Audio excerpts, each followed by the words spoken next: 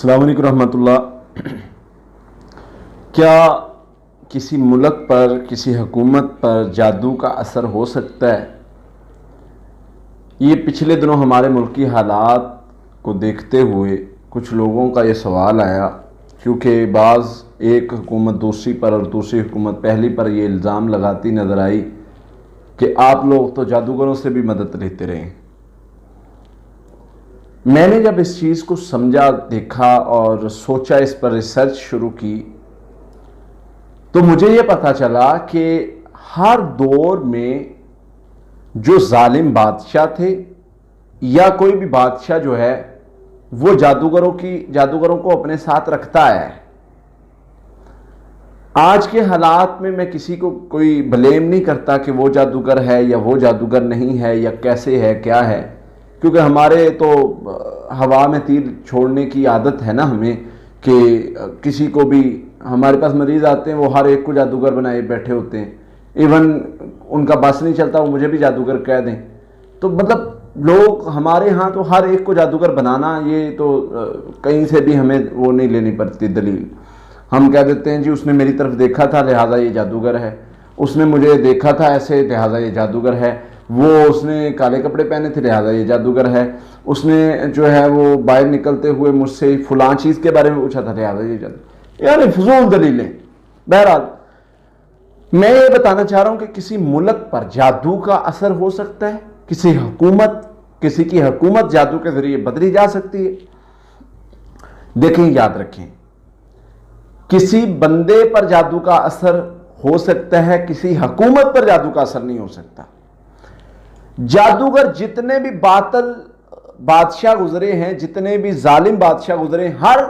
ظالم بادشاہ نے اپنے دور میں جادوگر کی مدد لازمی حاصل کی ہے۔ آپ دیکھ لیں سورہ بروج میں وہ جو خندق والوں کا واقعہ ملتا ہے، اس کی تفسیر صحیح مسلم میں جو حدیث کے اندر ملتی ہے، 75-11 نمبر حدیث ہے۔ اللہ کے نبی صلی اللہ علیہ وسلم نے فرمایا تم سے پہلے ایک بادشاہ تھا جس کے پاس جادوگر تھا، وہ بوڑھا ہو گیا، اب جو جادو کے دور پہ حکومت کرتا تھا، اپنے معاملات کو، مطلب فلاں بندہ ڈسٹرب کر رہا ہے اس پر جادو کروا دیا، فلاں بندہ ڈسٹرب کر رہا ہے، بائی ون، مطلب 1 by 1 جادو ہو سکتا ہے، اوورآل جادو نہیں ہوتا کہ اوورآل جی میں سارے ملک پر جادو کر دوں، ایسے نہیں ہوتا۔ اب اس بادشاہ نے وہ جادوگر کی مدد سے حکومت کرتا تھا، تو وہ بوڑھا ہو گیا، اس نے بادشاہ سے کہا کہ مجھے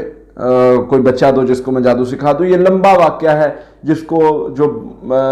مسلمان تھا، معاہد تھا، جو ہے وہ بادشاہ کے کہنے پر اور اس جادوگر کی تعلیمات پر نہیں چلا اور ایک معاہد کی تعلیمات پر چلا جو اللہ کی طرف بلانے والا تھا، اور بعد میں بادشاہ نے اس کو مارنا چاہا، پہاڑ سے دھکا دینا چاہا، اس کو موت نہیں آئی، کشتی میں بھیجا اپنے ساتھیوں کو، اس کو سمندر میں پھینک دو، نہیں موت آئی، مطلب مختلف طریقے، لمبا واقعہ آپ نے بار سن رکھا ہوگا۔ بتانے کا مقصد یہ ہے کہ تب بھی بادشاہ جو ہے وہ اپنی حکومت کو قائم کرنے کے لیے، اپنے آپ کو مضبوط منوانے کے لیے جادوگروں کی مدد لازمی لیتے تھے۔ پھر اس کے بعد آ جائیں کہ جی فرعون کا واقعہ دیکھ لیں، اس نے اپنے دور میں جادوگروں کی مدد لی، اس نے اپنے دور میں اپنے آپ کو سچا ثابت کرنے کے لیے اور حضرت موسیٰ علیہ السلام کو جھوٹا نعوذ باللہ ثابت کرنے کے لیے اس نے جادوگروں کی مدد لی۔ تو گویا جادوگر جو ہیں، جو بادشاہ رہے ہیں، ہر ایریے کے جو پرانی قوموں کے بادشاہ رہے ہیں، وہ اپنے آپ کو منوانے کے لیے جادوگروں کو اپنے ساتھ رکھتے تھے۔ وہ اپنی حکومتوں کو ثابت کرنے کے لیے، اپنے جو ہے وہ کام کو ثابت کرنے کے لیے جادوگروں کو ساتھ رکھتے تھے۔ پھر اسی طرح وہ جادو کرواتے تھے اور جادوگر ان کو ڈائریکشن دیتے تھے باقاعدہ طور پہ کہ یہ کام کرنا ہے، یہ کام ہونے والا ہے۔ حضرت موسیٰ علیہ السلام کی جن دنوں میں پیدائش ہوئی ہے، وہ کاہنوں نے، جادوگروں نے اس کو مشورہ دیا تھا کہ بچوں کو نہ چھوڑ ورنہ تیری یہ معاملات بن جائیں گے۔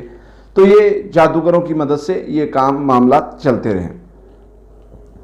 پھر آگے دور چلتا آیا، اللہ کے نبی صلی اللہ علیہ وسلم کے دور میں بھی جادوگروں نے جو ہے وہ انہوں نے جادوگر نبی صلی اللہ علیہ وسلم کے خلاف اتارے میدان میں، جب لبید بن اسلم یہودی نے جادو کیا، اور اس طرح پھر صحابہ کے ادوار دیکھ لیں، اس میں بھی جادوگروں کا ذکر ملتا ہے۔ پھر اسی طرح مختلف قوموں کو دیکھ لیں، ان میں جادوگروں کی مدد سے جو شریر لوگ تھے، باطل تھا، وہ اپنے آپ کو ثابت کرنے کے لیے جادوگروں کی مدد لیتا رہا ہے۔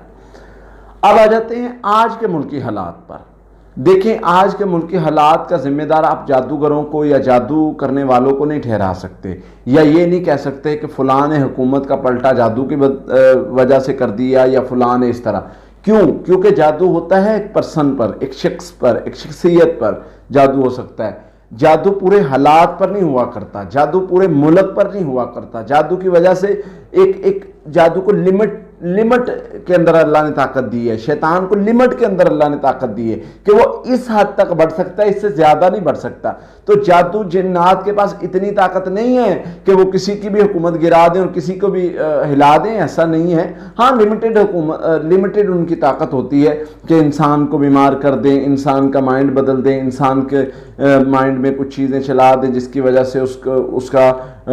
پوائنٹ آف ویو بدل جائے، اس کا جو ہے وہ مائنڈ سیٹ بدل جائے، اور جس سے وہ اس طرح کے حالات پیدا کرے جس سے ان کو فائدہ ہو، جنہوں نے جادوگر رکھے ہیں، جو جادوگر ہے۔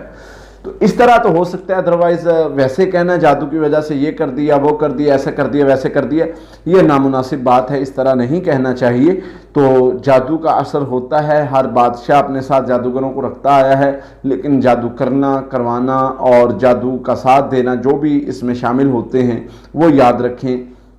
وہ اللہ کی غضب کا شکار ہوتے بھی آئے ہیں، اور آگے بھی کوئی اگر ایسا کرے گا وہ اللہ کے غضب کا شکار ہوگا، کیونکہ اللہ نے واضح طور پہ حضرت سلیمان علیہ السلام پر جب لوگوں نے الزام لگایا نا کہ یہ بھی جادو کی مدد سے حکومت کرتے تھے، اللہ نے اس چیز کو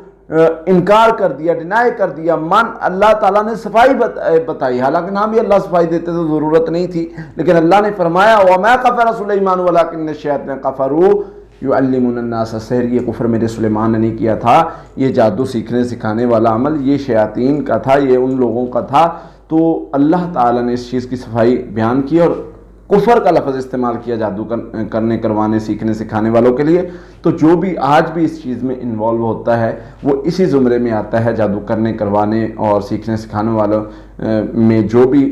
بندہ آتا ہے وہ اس کفر کے زمرے میں آتا ہے جو اللہ نے قرآن میں بتا دیا کہ وَمَا كَفَرَ سُلَيْمَانُ، یہ کفر میرے سلیمان نے نہیں کیا تھا۔ لہٰذا اللہ سے دعا ہے اللہ تعالیٰ ان جادوگروں کے شریروں کے شر سے ہمیں محفوظ فرمائے، آمین۔ السلام علیکم۔